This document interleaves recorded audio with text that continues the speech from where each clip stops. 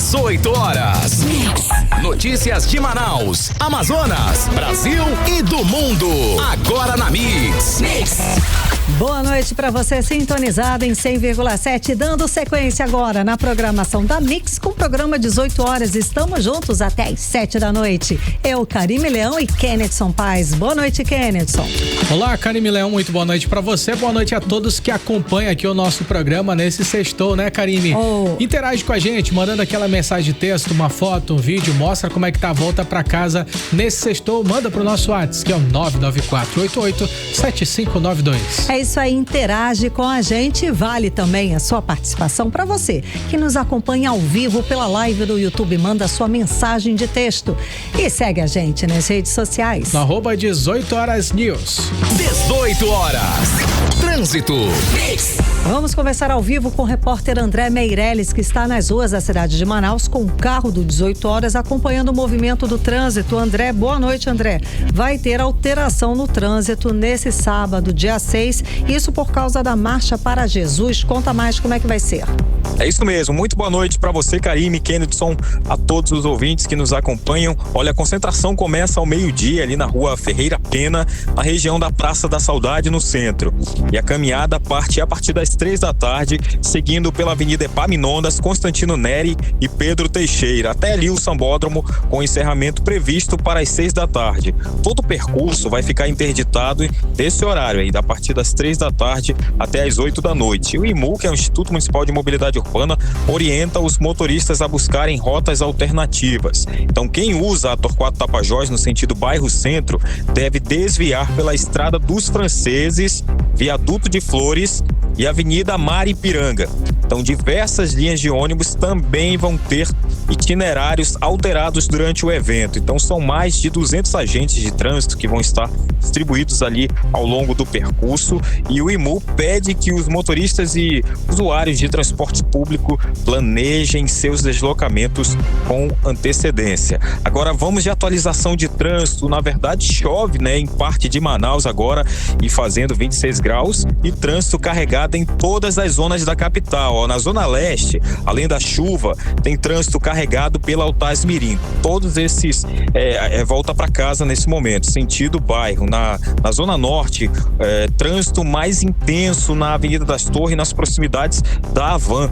Pela Zona Centro-Sul, tem trânsito congestionado na Maripiranga, principalmente nas proximidades do Ipaã.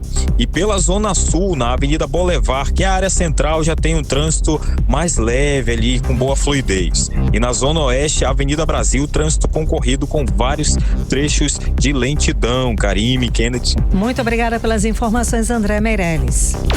Mix. E vamos aos destaques de hoje do 18 horas.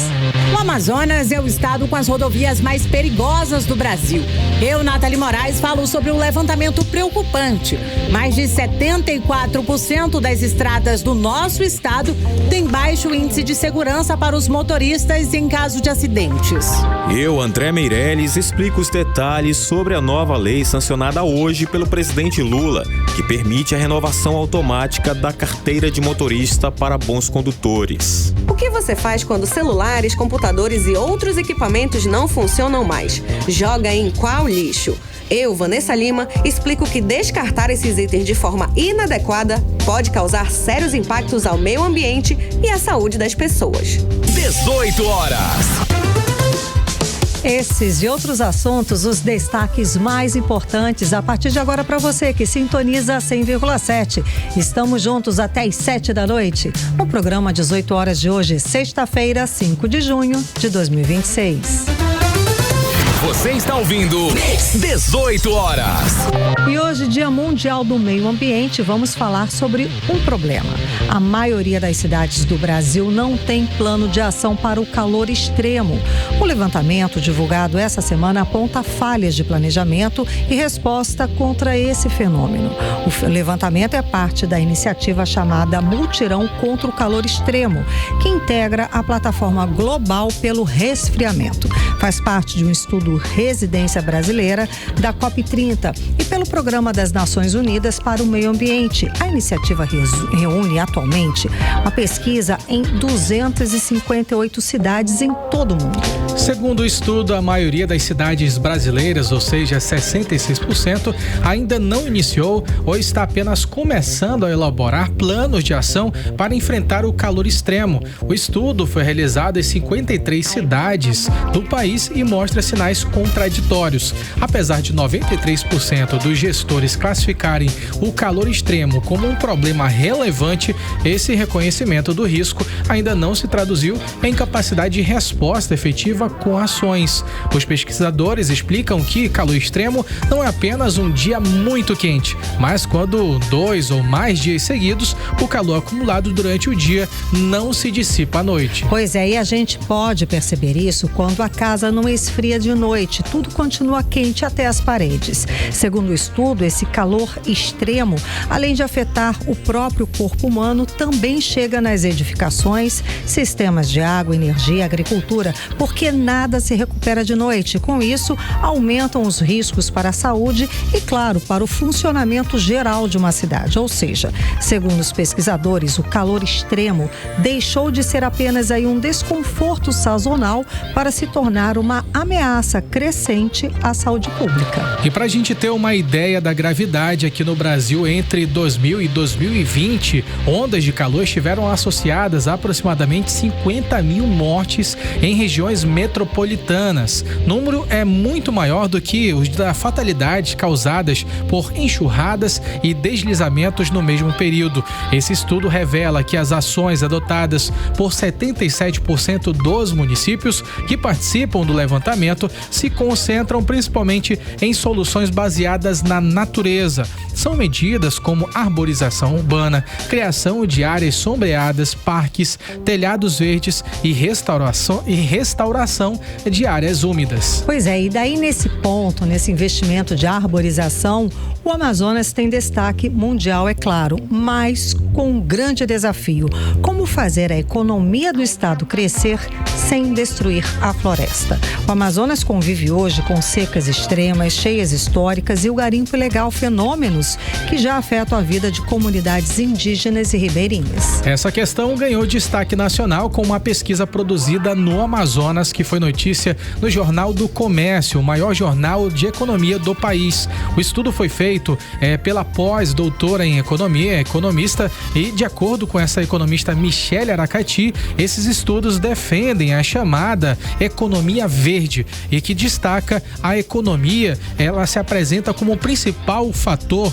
de alternativa para o futuro da Amazônia. Exatamente. Segundo o modelo apresentado, o estudo busca unir desenvolvimento, preservação ambiental e justiça social. Quem traz as informações a respeito desse estudo é a repórter Odineia Araújo. Odineia, que pesquisa é essa, né? Explica mais pra gente quais os principais detalhes desse relatório ambiental. A pesquisa é do estudo de pós-doutorado da economista e professora da Universidade Federal do Amazonas, Michele Aracati, realizada em 2024 e 2025 sobre a Amazônia do futuro e o futuro da Amazônia. A obra resultou na publicação de um livro sobre a economia verde como uma possível bala de prata para proteger a Amazônia. O livro, que discute um tema que virou desafio global, como fazer a economia crescer sem destruir a floresta, foi citado pelo jornal Valor Econômico, que é um dos mais importantes do país.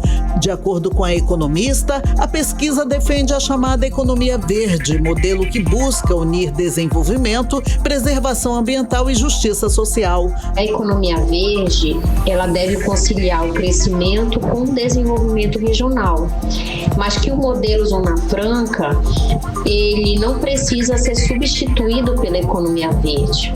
Na verdade, a economia verde, ela deve complementar o modelo Zona Franca, levando sempre em consideração que o modelo Zona Franca de Manaus é o nosso principal modelo de desenvolvimento regional. Outro ponto que eu gostaria de destacar também é que a economia verde, ela é um processo de transformação em que ela vai possibilitar, principalmente, que a bioeconomia possa, né, ser implementada. Bom, em meio à crise climática e ao aumento das pressões sobre a Amazônia, o estudo questiona qual seria a bala de prata para garantir o futuro da região sem repetir velhos modelos de exploração.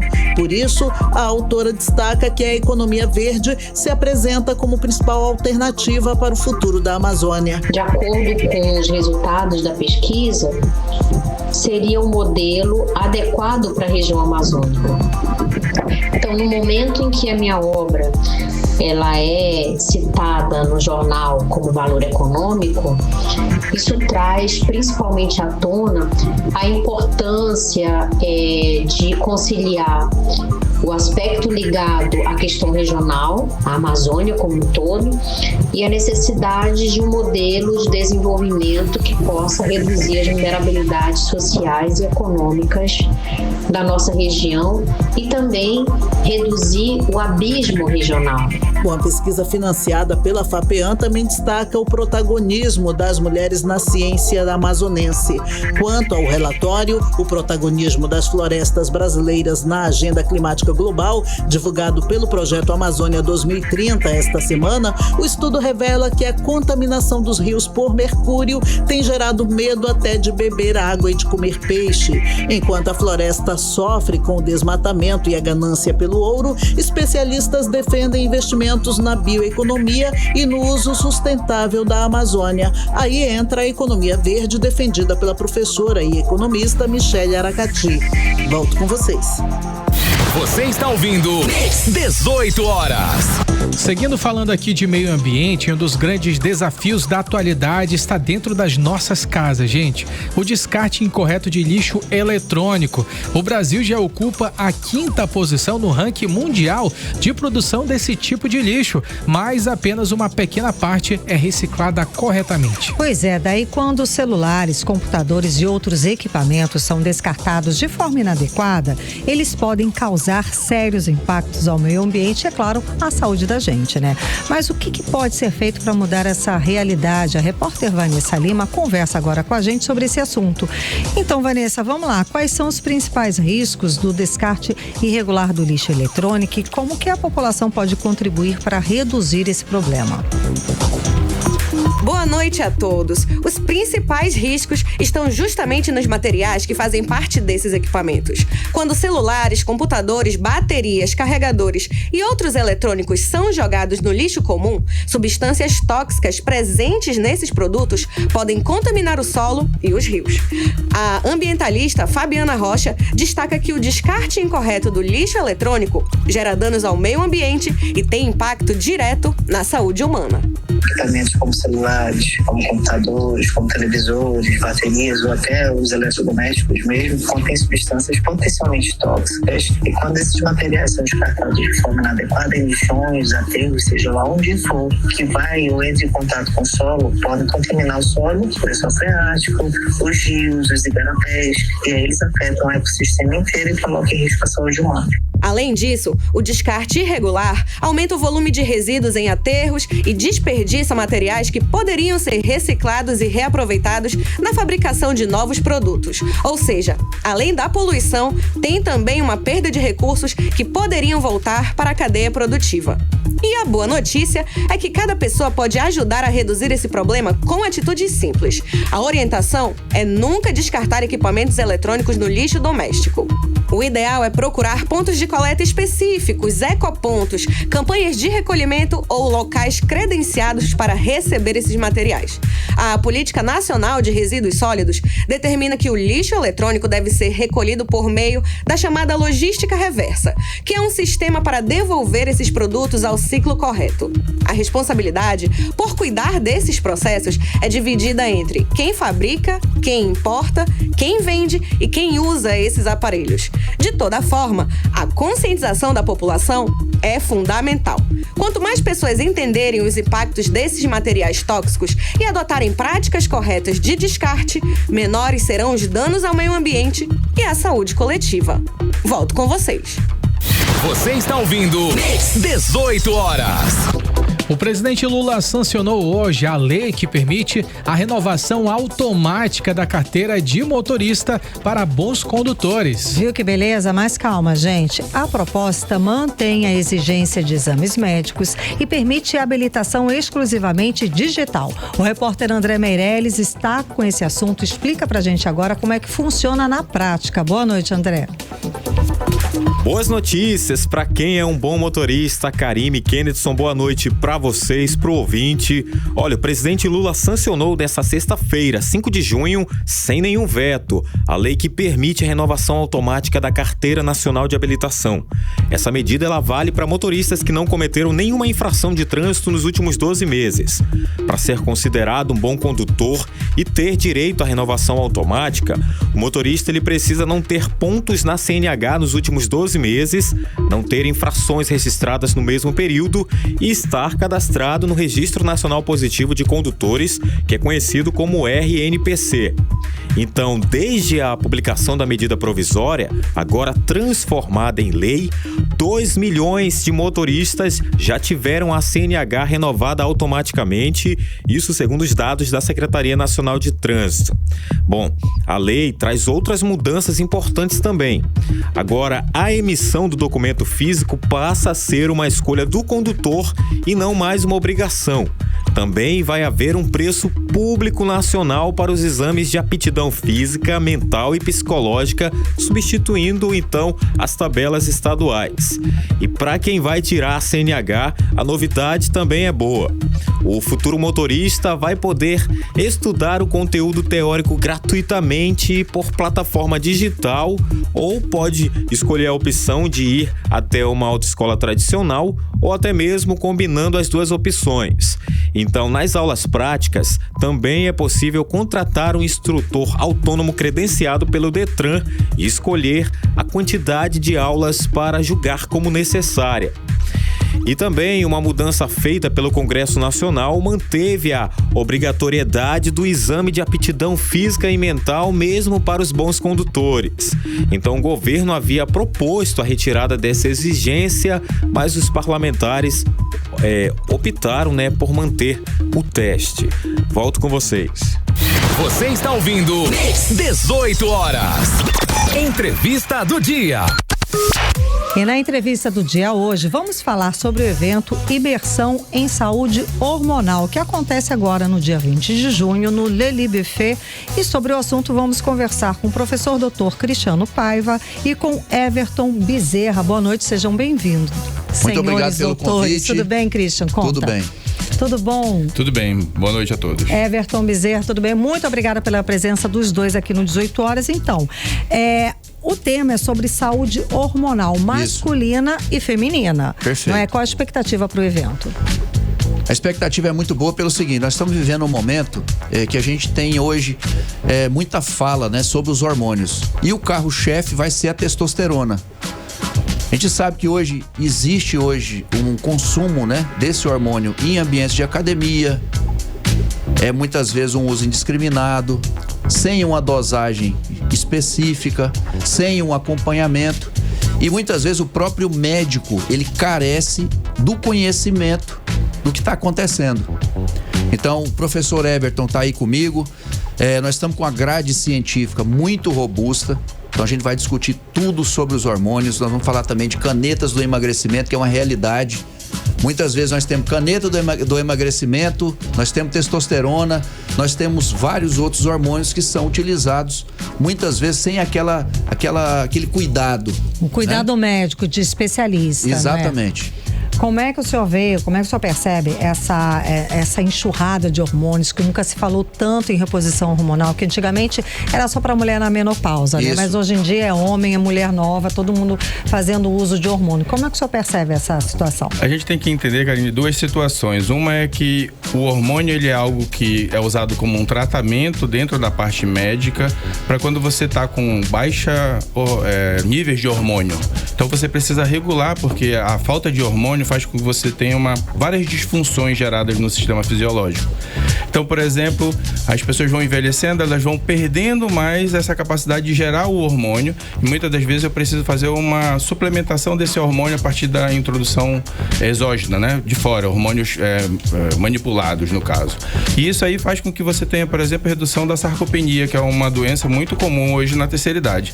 E aí, então, você entra com a parte hormonal exatamente para fazer esse equilíbrio, porque a sua questão fisiológica já não produz mais. Então, isso é algo positivo. Certo. Agora, óbvio que tem um lado também quando você usa além daquilo que o teu sistema é capaz de absorver.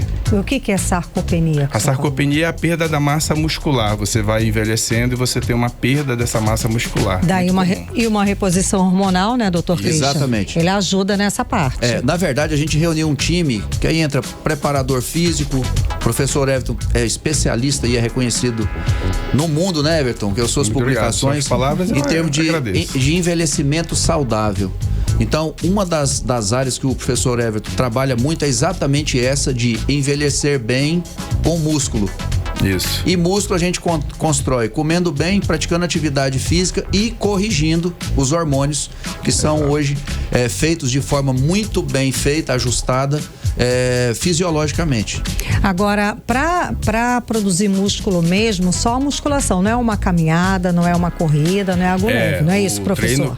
Hoje a atividade que mais vai ter direcionamento para a gente ter uma resposta, porque você aplicar só o hormônio e não ter o estresse mecânico, você não consegue ter o aumento dessa massa muscular. Certo. E a musculação hoje, o treino de força, como a ciência conhece, é o que é mais indicado para você gerar esse estresse positivo para que tenha uma resposta do aumento da massa muscular. Inclusive ósseo, Inclusive a massa ósseo, óssea, né? Ela é verificadamente, ela é aumentada, digamos assim, com a musculação, com essa tipo nesse caso a caminhada também vai ajudar, mas a musculação, ela pode ter um fator mais localizado que ocorre principalmente nas mulheres, quando você tem a perda da massa óssea no colo do fêmur, na coluna. Com o exercício de força a gente consegue dar um direcionamento melhor do que apenas só a caminhada. Seria um complemento nesse caso. Agora, a questão é que a população está envelhecendo, né? A expectativa de vida do brasileiro cada vez aumentando, então a gente tem que envelhecer, mas com qualidade. Exatamente. Então, o objetivo é realmente conscientizar a classe médica que isso é uma realidade e que a gente tem que estar preparado nos consultórios, no sistema público. Então, a população, ela tem que ser bem assistida. Então, o objetivo maior, né, Everton? Exato. Desse evento realmente é preparar a classe médica para esse público que vai estar no seu consultório e você tem que tratar muito bem. Exato, porque as queixas, as faltas de carência hormonal são várias. Exatamente. E que às vezes vai de uma... Perdão, exato, pode ser uma enxaqueca que já está direcionando ali uma pré-menopausa, né? Uma tontura, uma coisa que está longe de ser, mas um especialista que realmente saiba identificar vai poder fazer o tratamento corretamente. E outra coisa também, que se a gente pensar bem, se a gente envelhece bem, a gente vai adoecer menos, a gente vai ter menos fila nos hospitais, e isso aí, né, Everton? Tem um impacto no sistema muito público grande. em termos econômicos é gigante. Hoje, na verdade, o trabalho é preventivo. Quando a gente pensa em você ter um controle de como está a tua parte fisiológica, quando você vai ao médico, pega os exames bioquímicos e entende principalmente como está a parte hormonal, aí você já começa a entender que a pessoa vai começar agora a ter que mudar o estilo de vida dela. Então ela vai regular, o exercício vai fazer com que ela faça uma potencialização dessas ações, ela começa a dormir bem, comer melhor e projeta melhor qualidade de vida. Eu costumo dizer, Karine, que normalmente você hoje, na perspectiva do IBGE, todo brasileiro deve chegar aos 70 anos. Agora você tem que se perguntar como você quer chegar aos 70. Esse é o ponto. Com qual independência, né, doutor? E daí é muito importante, como o senhor falou, não só os profissionais, mas a população mesmo, saber cobrar, saber pedir, porque, como eu falei, antigamente a gente imaginava a reposição hormonal é coisa de uma senhora, mas não. Quanto mais cedo a gente reconhece esses distúrbios, melhor é a resposta. Então a gente consegue, né, Everton, mudar e conscientizar aquele paciente que realmente atividade física, fazer os exames, que é o check-up, corrigir tudo que tiver alterado em termos fisiológicos, ele não só vai produzir melhor no trabalho, exato, vai viver melhor com a sua família, brincar com os filhos. Assim, os ganhos sociais, né? São grandes. Intensos. Então vamos lá, para participar, né? O evento é exclusivo, é voltado para profissionais da saúde. Exatamente. Então, quem é que a gente vai ter como nosso público? Os acadêmicos de medicina, que hoje a gente tem uma vasta rede, né, de escolas médicas, né, no estado. Não só na capital, é interessante a gente falar isso, como também no interior. Manacapuru, Itacoatiara, Taquari, né? Coari. Então, todos são nossos convidados. Toda a classe médica, seja aquele médico recém-formado, seja aquele médico que já está atuando, mas como é um conhecimento muito específico e que realmente hoje faz muita diferença, então a gente abriu realmente para todo esse público e que com certeza vai adorar, porque os palestrantes, né, Everton? Não, nós temos palestrantes de todos os de fora, né, de São Paulo, de Brasília, Florianópolis. A gente também uma gama de médicos bem reconhecidos aqui da nossa cidade, profissionais de educação física, nutricionistas, ou seja, vai ter para todos os gostos. Maravilha, é um dia inteiro, é só no dia 20. É um dia inteiro. Como é que faz para participar? Nós vamos ter os links, né, para compra dos passaportes, né?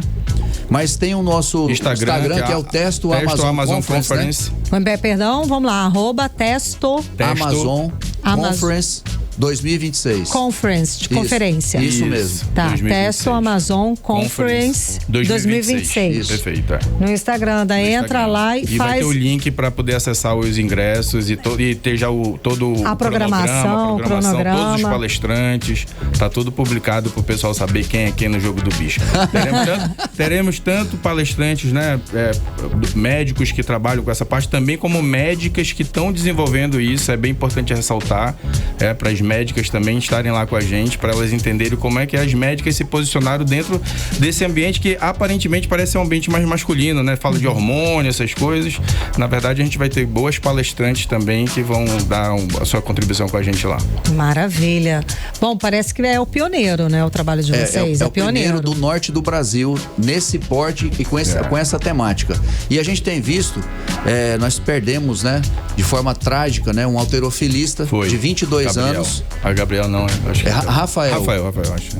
E aí, isso aí também tem deixado esse evento ainda mais em voga, em foco, né? O foco tá bem grande porque a gente parece que os hormônios, eles tinham tido uma baixa na questão das mídias, não se falava tanto, na verdade se estava, na minha opinião, se banalizando bastante essa questão do uso, e infelizmente com a morte do atleta, isso voltou, saiu todos os jornais, tanto falado como escrito, então a gente ficou realmente agora e voltou a atenção pra gente, a gente começou a ter muita interação dentro do Instagram, dentro das redes sociais, exatamente, entendendo, o pessoal tentando entender como é que esse evento consegue deixar pra gente mais claro o quanto é importante você saber o uso desse tipo de substância. Pronto, o convite está feito. Perfeito. Vão lá, façam parte. A gente aqui do lado de paciente, né? Falando como paciente, a gente precisa que os médicos e os especialistas saibam do assunto para poder tratar a gente melhor, não é isso? Isso mesmo. Essa é a ideia. Muitíssimo obrigada pela presença de vocês. Sucesso. Muito obrigado. Estamos à disposição. Obrigado. Fechado. Muito obrigado. Fechado. Boa noite. Boa noite. Conversei com o Dr. Cristiano Pávio e o professor Everton Bezerra. Muitíssimo obrigada. Boa noite. Sucesso. Muito obrigado. Você está ouvindo 18 horas. Trânsito. Voltar a conversar com o repórter André Meirelles, ele que antes de falar a respeito do trânsito, da volta para casa, você tem a atualização. Parece que a polícia prendeu mais um suspeito do assassinato do moço, né, que chocou Manaus essa semana, do empresário. Conta pra gente, André. Karime, mais um suspeito preso nessa sexta-feira pelo assassinato do comerciante Evilásio Alves da Silva, de 61 anos. Foi morto aí durante um assalto no seu mercadinho, ali no bairro São José, na Zona Leste. Isso aconteceu na última terça-feira. A gente está falando do preso, é o João Vitor Gomes da Silva, que foi capturado pela Rocan em uma kitnet no bairro Canaranas, aqui na Zona Norte. Isso aconteceu depois de uma denúncia anônima. Ele tentou, inclusive, fugir ali pelos telhados, mas foi cercado pelos policiais e detido. Então, com essa prisão, 3 suspeitos já foram capturados. Entre eles está aí o Luiz Fernando Branches do Nascimento, que confessou o crime. Tem o Anderson da Silva Alves, que é apontado como responsável pela moto usada na fuga. E agora o João Vitor. Há também um quarto suspeito identificado como Raulisson Oliveira Pampolha, que segue foragido. Inclusive, as imagens de câmeras de segurança mostram aí, segundo a polícia, que depois aí que o João Vitor confessou o crime, mostram a participação dele e também mostram que não houve uma reação, como ele disse que possivelmente a vítima estaria armada. Não tem isso, não mostra essa reação nas câmeras de segurança, e mesmo assim ele ainda, inclusive antes de ser morto, foi agredido. Essas foram divulgadas aí durante as investigações, essas informações, e agora o que acontece antes de concluir então toda a investigação, o caso, as buscas pelo último suspeito continuam aí, essas buscas para que possa ser elucidado esse caso, né? Também todo o trabalho da polícia, a segurança pública estão empenhados aí nessa missão, e a gente segue acompanhando o caso. Volto com você. Muito obrigada pelas informações, André Meirelles. 18 horas. Previsão do tempo. Vamos saber agora como é que fica a previsão do tempo para esse final de semana com Vanessa Lima. Boa noite, Vanessa. Muito boa noite a todos que acompanham a previsão do tempo aqui com a gente no 18 horas. Sexta-feira de clima instável, com pancadas de chuva ao longo do dia. A previsão para a noite de hoje é de chuva leve, com 80% de chance de precipitações e ventos também leves. Agora, a previsão do tempo para o fim de semana, 6 e 7 de junho, sábado e domingo. Segundo o Clima Tempo, o sábado começa abafado, com sol entre nuvens e alta umidade.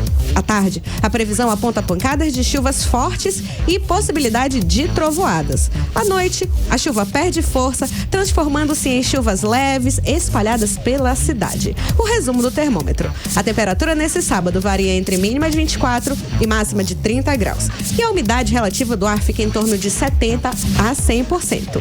Agora o domingo. O domingo começa parcialmente nublado e temos probabilidade de 80% de chance de chuvas moderadas e isoladas que podem se estender até a noite. Resumo do termômetro. A temperatura nesse domingo varia entre mínima de 24 e máxima de 28 graus. Você está ouvindo 18 horas. Política. Agora em Manaus, 6 horas e 35 minutos. Vamos com o bloco de política do 18 horas com Kennedson Paes e Nathalie Moraes. Nathalie, boa noite, Nathalie. Então, tem pesquisa nova divulgada hoje e mostra que a disputa pelo governo do estado do Amazonas segue bastante acirrada. Só que o Omar Aziz aí aparece ainda na liderança, com 25,1% das intenções de voto. A novidade é que ele está tecnicamente empatado com o Roberto Cidade, que tem 22,4% das intenções. É isso, Nathalie. Boa noite. Traz mais detalhes dessa pesquisa pra gente. Muito boa noite para você, Karime, para o Kennedson e a todos os ouvintes que nos acompanham aqui no programa 18 horas. Karime, foi divulgada hoje a pesquisa Projeta, né, sobre aí quem é que deve assumir o governo do Amazonas se as eleições fossem aí nesse próximo domingo. Essa pesquisa realmente mostrou pra gente que esse cenário, né, Kennedson, segue em aberto. Não fugindo das pesquisas anteriores, Omar Aziz segue liderando aí com pelo menos 25,1% das intenções de voto, mas Roberto Cidade aparece ali com 22,4% das intenções de voto. Mas como a pesquisa possui ali uma margem de erro de dois pontos percentuais para mais ou para menos, se as eleições fossem neste domingo, né, no próximo domingo aí, dia 7 de junho, eles estariam tecnicamente empatados. Então, assim, essa é realmente a grande novidade que essa pesquisa trouxe pra gente, diferente das demais. E na terceira posição, a gente também percebe ali eles praticamente também empatados. Aí, quem são eles, né? A empresária e professora Maria do Carmo e o ex-prefeito de Manaus, Davi Almeida, né? A Maria do Carmo aparece ali com 17,1% das intenções de voto e o Davi com 16,2%, ou seja, eles também estão empatados se a gente for analisar esses três números para mais ou para menos, e realmente revelam pra gente uma disputa muito equilibrada. Ainda que nessa pesquisa o número de pessoas que afirmem em quem não sabe votar também ultrapassem aí os 70%, as pessoas que já sabem, já têm um candidato, elas não trouxeram nenhuma novidade. A única novidade é que realmente o Cidade começou a crescer e ele também configura entre o menos rejeitado dessa lista dos 4. Então, assim, essa realmente... É um bom índice, né? O menos rejeitado. A gente pode dizer que ele traz, assim, uma virada de chave, já que a gente vinha aí com um desgaste muito grande, principalmente por parte aí do antigo gestor do Amazonas, né? A gente, por 2 vezes, né? Por 2 anos consecutivos, a gente trouxe aí que o Wilson Lima foi eleito o pior governador do Brasil. E aí o Cidade tá agora aí há 50 dias e a gente já consegue, há um pouco mais de 50 dias à frente do governo do Amazonas. E a gente já consegue perceber aí essa mudança. Ele ficou com 8,2% na lista de rejeição. Em seguida, né, quem lidera essa lista de rejeição é o Davi Almeida, seguido aí pelo Omar Aziz, e em terceiro lugar aparece a Maria do Carmo, mas é uma pesquisa realmente que mostra pra gente um cenário mais diferente das demais dos últimos dias. Principalmente, ainda há pouco eu fiz uma publicação lá no Instagram, daqui a pouco você pode ir lá no @18horas-news. Eu também fiz uma análise em relação à evolução de Roberto Cidade nessas últimas pesquisas, porque no dia 14 de maio, gente, a gente tá falando agora mês passado, 14 de maio, ele tinha 14% das intenções de voto segundo a pesquisa Census. E aí, desde o início do mês, ali do dia 14, na realidade da metade do mês de maio até o final do mês de maio, os números eles tiveram um resultado muito positivo para Roberto Cidade. Ele saiu da 4ª posição, chegando no final do mês de maio, ali no dia 29, segundo a pesquisa Pontual, em segundo lugar. Ele chegou a 22,1%. Essa tinha sido a última pesquisa divulgada antes dessa agora, da pesquisa Projeta, onde mais uma vez atestou o segundo lugar. Então isso trouxe pra gente também esse diferencial de que essa eleição pro governo do estado do Amazonas, ela está bem definida até agora, e esses números eles podem mudar com o passar do tempo. Até chegar a outubro, esses números podem mudar bastante. A questão do tempo também que você mencionou, Nathalie, eu acho que é um diferencial, porque é um tempo curto para você poder demonstrar que você é um bom gestor ou não. Sim, algum trabalho, né? Ele tem mais de 50 dias, né? Então, pouco tempo de trabalho. Mas era um foi por mandato interino, né? E o outro agora ele assumiu de forma definitiva no mandato tampão, que vai permanecer até janeiro de 2027. Até sobre isso, ele chegou a ser questionado pela imprensa lá no município de Parintins. Ele lógico, agradeceu, dizendo que estava muito feliz em ser lembrado pela população, mas que falaria isso em um outro momento. Ele não quer... Ele tem evitado, ele tem evitado. Ele de fato ainda não anunciou que vai concorrer à reeleição. Todo mundo, lógico, já é praticamente um pensamento coletivo. Todo mundo acredita que ele vai ser o candidato. Até mesmo você chegar ao poder, o topo do estado, estar com a caneta da mão e não concorrer à reeleição é uma questão até meio ilógica nesse universo político. Mas no momento acho que ele está mais preocupado em mostrar trabalho, Karine, né? mas já que o Kennethson falou, né, aí dessa situação de ilógico, a gente fez uma publicação hoje cedo nas nossas redes sociais, no @18horas, já que a gente está falando de União Progressistas e tudo, mostrando o ex-governador do Amazonas, o Wilson Lima, na Festa do Divino, no município de Urucará. Só faltou onde ser ele vaiado, chegou ali, né, realmente esperando algum tipo de reconhecimento da população, mas a população ignorou ele de uma forma que eu fiquei até com vergonha assistindo esse vídeo. Foi ignorado de forma retumbante. Tem um resultado, gente. Isso daí tem um reflexo direto nas pesquisas. Vou seguir agora, continuando o assunto, já pra gente já tá emendando em Senado. Pronto, né? É porque a do Senado, essa mesma pesquisa divulgada hoje, também traz o panorama para o Senado. Segue, Kennethson. Exatamente. Por que isso tem acontecido na rua? A pesquisa, ela é um reflexo daquele sentimento, a temperatura, do que o eleitor sente na rua. E nas nossas redes sociais, a galera foi lá e deu uma enxurrada de críticas, dizendo que era o mínimo do que ele merecia, eu li. E entre os candidatos a Senado, pré-candidatos ao Senado aqui pelo estado do Amazonas, o Wilson Lima, segundo a pesquisa Projeta, ele permanece liderando essa pesquisa. Ele aparece com 30,2% de rejeição. Logo em seguida, vem o senador Eduardo Braga, com 11,9%, o capitão Alberto Neto com 11,2% e Marcelo Ramos na 4ª colocação com 9%.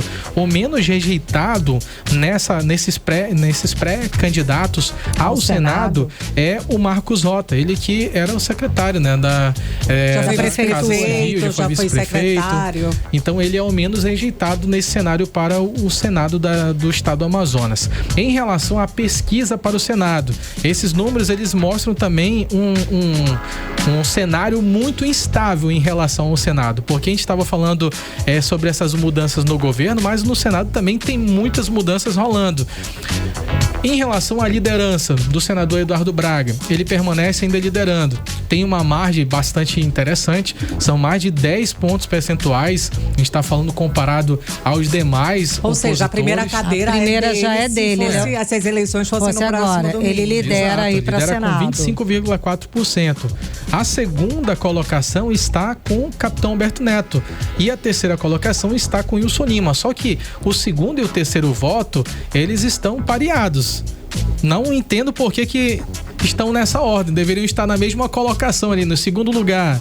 Capitão Humberto Neto e o Wilson Lima, eles permanecem com 14,6% das intenções de voto. Logo em seguida vem Plínio Valério com 9,3% e Marcelo Ramos com 7,7%.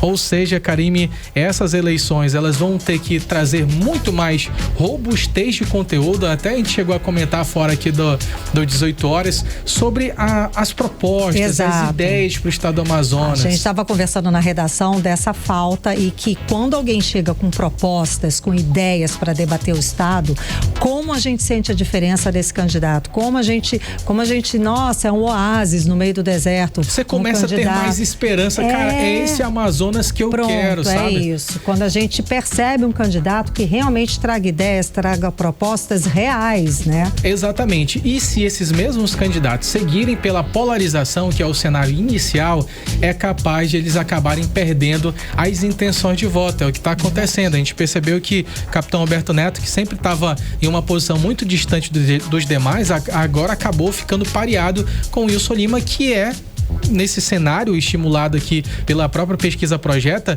ele é o líder de rejeição.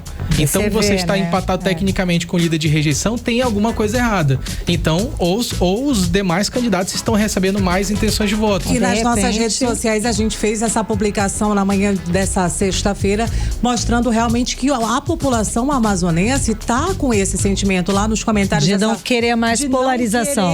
De não querer mais o Wilson Lima, sim. né? Isso é unânime, né? Realmente ele foi lá, fez várias críticas, disse que a Polícia Federal está chegando para bater na porta dele. Tem vários comentários nesse sentido aí. Mas enfim, a gente fala. Essa é outra história. A gente fala do 18 horas aqui dos comentários, mas lógico, é uma temperatura mais da capital. A pesquisa não revelou como é que tá essa situação no interior do estado. É capaz de que esses números eles reflitam também a intenção de voto do interior do estado, que tem uma percepção completamente diferente da capital. Isso é verdade. Esse fenômeno é engraçado aqui no estado do Amazonas, isso é verdade. Nathalie, vamos lá. Ainda falando em política, é claro, o evento do Avante dessa quinta-feira lançou a pré-candidatura de Augusto Cury para a presidência da República. Foi lá no Estúdio 5 e reuniu mais de 11 mil pessoas. Estava lotado, tá? E foi apontado como uma das maiores mobilizações políticas já vistas aqui no Amazonas em questão aí de pré-campanha, né, Nathalie? Karime, foi lotação máxima, realmente ficou muita gente ali do lado de fora, parece assim, se você não foi, só você não foi mesmo, porque eu vi as imagens, a gente até do lado de fora estava lotado, muita gente, né? E ali nesse evento, o pré-candidato à presidência da República pelo Avante, né? O médico psiquiatra Augusto Cury, foi recebido ali por uma multidão no Centro de Convenções Estúdio 5 Nova Era. E aí essa mobilização realmente reuniu ali lideranças políticas, apoiadores, pré-candidatos ao Partido do Amazonas, marcando realmente uma etapa de articulação. Davi Almeida já prometia, Davi Almeida é o candidato ao governo do Amazonas pelo Avante, ele prometia um grande público, só não esperava que ultrapassaria aí essa marca de mais de 10 mil pessoas. E assim como o Kennedson já tinha adiantado no nosso quadro de política dessa quinta-feira, lá não foi tão diferente. O Augusto Cury trouxe um discurso falando sobre essa questão da polarização, que é muito grande do nosso Brasil. É a principal bandeira dele. Falou também da saúde psicológica dos eleitores, que realmente esse é um assunto que vem adoecendo as nossas famílias, é um assunto que vem tomando conta, né, de todas as rodas de polarização, né? Verdade, todo radicalismo, né? Exatamente.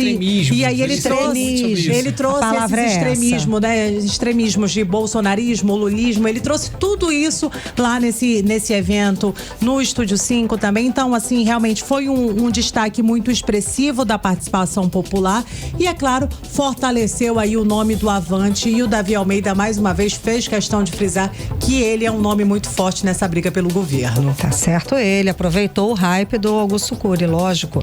Kennedson, agora vamos falar de política nacional, isso porque a pesquisa divulgada hoje também mostra o presidente Lula à frente de Flávio Bolsonaro num possível segundo turno das eleições presidenciais. Conta mais essa pesquisa. Essa é a pesquisa Vox Brasil, que ela mostra, né, o presidente Lula com 42,1% das intenções de voto contra 33,6% de Flávio Bolsonaro, uma diferença de quase 9 pontos percentuais. O que mais chama a atenção não é apenas a liderança, é o movimento desses números. Desde os meados ali de maio, Lula ele ganhou quase 8 pontos percentuais, enquanto Flávio Bolsonaro perdeu quase 3 pontos percentuais. Quando a gente olha para o recorte ali da pesquisa, ele fica mais fácil de entender essa vantagem. Lula, ele segue muito forte entre as mulheres, entre os eleitores também de menor renda e também entre os mais idosos. Já Flávio Bolsonaro, ele apresenta melhor desempenho entre homens, eleitores de maior renda e com ensino superior.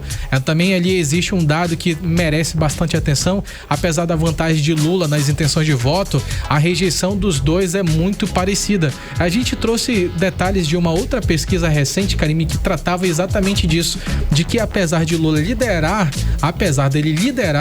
nessa rejeição, ele tinha mais de 50% de rejeição nessa antepenúltima pesquisa. Sim, a gente falou dessa. Agora ele tá com 49,2%. Tá dentro da média da margem de erro. Acho que repete aquilo que foi divulgado pela outra pesquisa.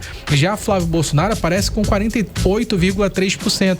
Isso mostra com certeza que essa polarização está muito presente no eleitorado brasileiro, mas relembrando dados da pesquisa passada, 48% dos eleitores disseram que não suportam mais essa polarização. E com certeza a gente vai ver, Karime, cada vez mais a terceira via, assim como Augusto Cury, tentando preencher essas lacunas, esses vazios, para poder assumir o protagonismo de um governo mais independente e que consegue dialogar com todos os lados. Com os dois extremos, digamos assim. Exatamente. Não é? Tá ótimo. Muito obrigada pelas informações. Bloco de Política do 18 horas com Kennedson Paes e Nathalie Moraes.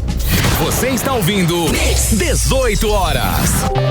Contagem regressiva para o Festival de Parintins. Uma campanha importante ganha força no Amazonas. O Turismo Sem Penas quer alertar moradores, turistas e até trabalhadores do setor sobre os impactos ambientais da venda e da compra de artesanatos feitos com parte de animais silvestres. Pois é, a iniciativa também reforça que essa prática é crime ambiental e pode gerar penalidades.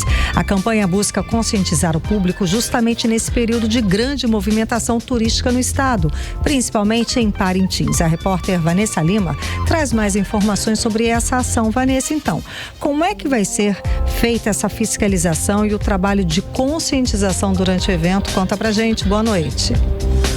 Boa noite a todos. Então, além da fiscalização, a campanha aposta bastante na conscientização. A Amazonas Tour, junto com órgãos ambientais e equipes de fiscalização, vão atuar nos locais de maior movimento de turistas para orientar diretamente visitantes e comerciantes de forma clara quais materiais são proibidos e quais podem ser usados de maneira sustentável. Como destaca a diretora de turismo da Amazonas Tour, Emanuele Pamplona, o foco é conversar, informar e incentivar práticas que respeitem o meio ambiente. Podemos participar em parceria com o IBAMA da campanha Não Tire Penas da Vida. E isso conversa diretamente ao período que nós vivemos pré-Festival de Parintins. Proporciona trabalhar diretamente atualmente em várias frentes, né? Com a população, com os turistas, com os prestadores de serviço turístico, chamando a atenção deles para a não comercialização e também não comprarem objetos, adereços, decorações que tenham ali na sua composição penas naturais e partes da nossa fauna silvestre. A iniciativa segue a campanha Não Tire Penas da Vida, criada pelo IBAMA em 2021, que busca conscientizar sobre os impactos do uso ilegal de materiais da fauna brasileira. Nessa ação, as equipes vão mostrar como diferenciar penas naturais das artificiais ou ecológicas. As naturais têm uma haste central, são mais flexíveis e voltam ao formato original quando abertas. Já as artificiais são mais duras e se tornam a opção mais sustentável. E esse trabalho é essencial porque muitas pessoas compram sem perceber que alguns itens podem vir de animais silvestres retirados ilegalmente da natureza. A diretora de turismo da Amazonas Tour destaca que o Festival de Parintins é uma vitrine gigantesca da cultura amazônica para o Brasil e o mundo, e que essa valorização cultural precisa caminhar junto com a preservação ambiental.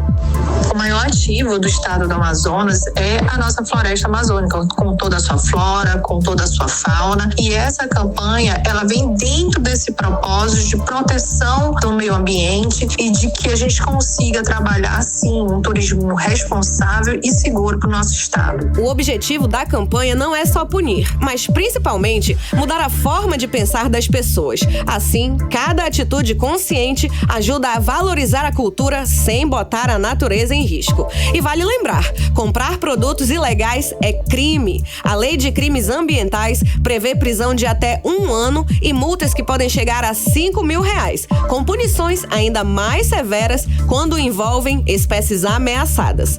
Ao mesmo tempo, o governo também está valorizando os artesãos que trabalham de forma sustentável, utilizando sementes, fibras naturais e biojoias produzidas sem causar danos à floresta. Ou seja, a proposta é mostrar que dá sim para manter viva toda a beleza e identidade cultural do festival sem agredir a natureza.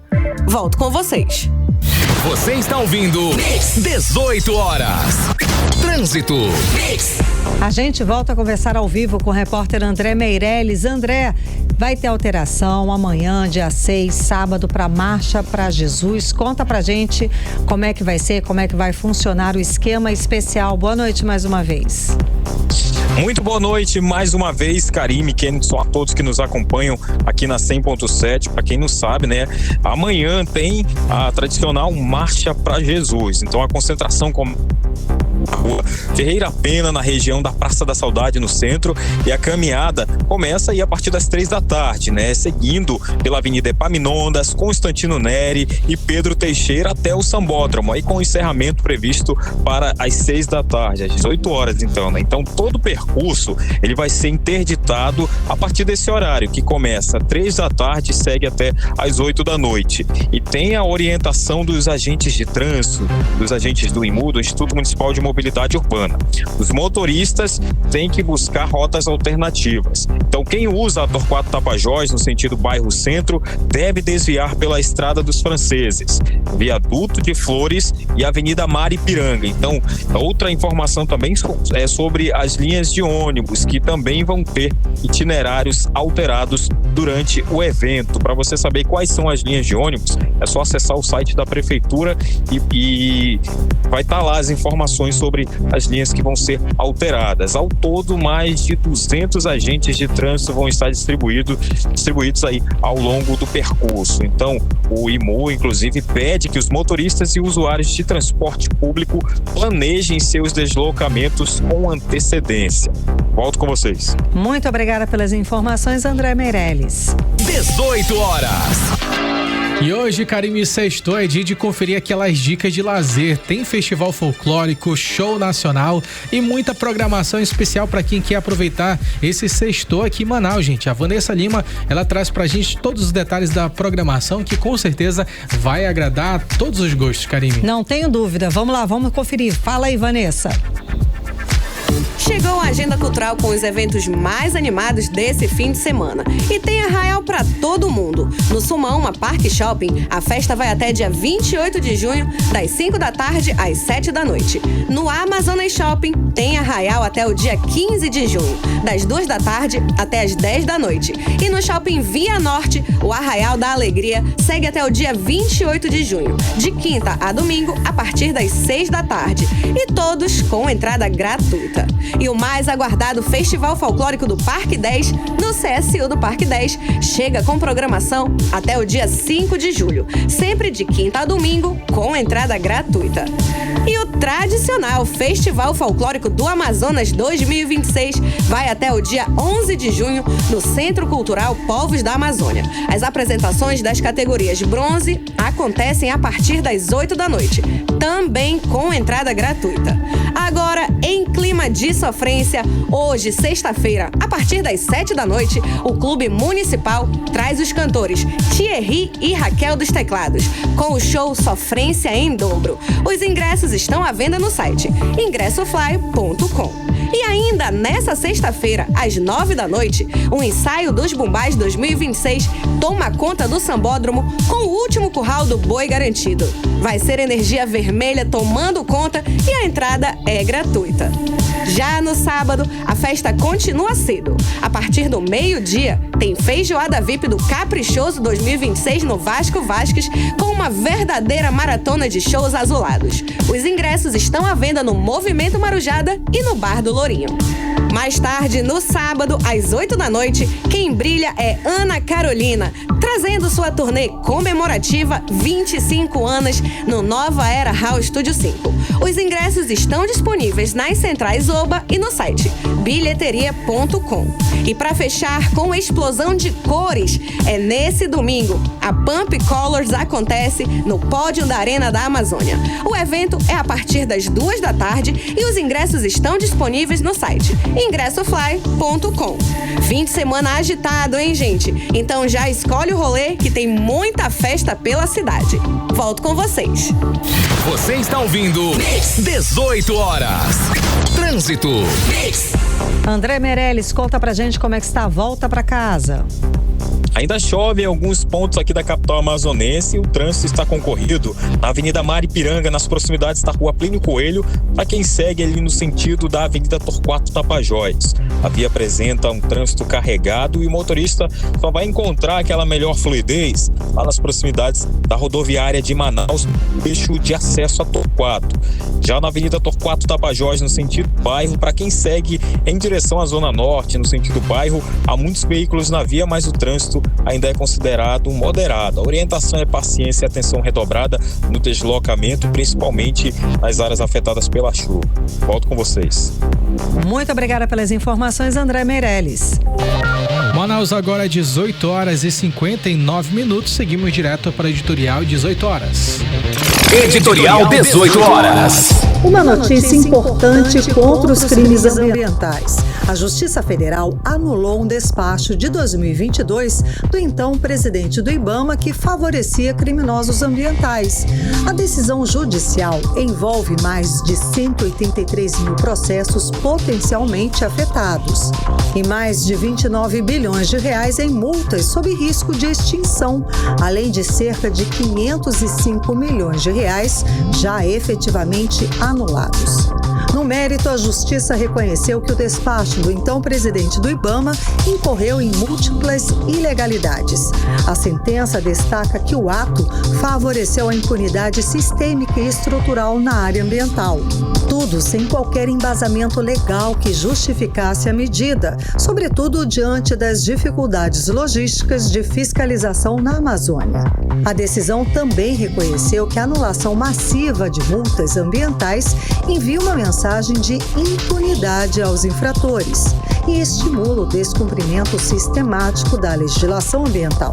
Ou seja, em 2022, o então presidente do IBAMA, ao declarar nulidade de multas, promoveu o esvaziamento da capacidade punitiva do órgão.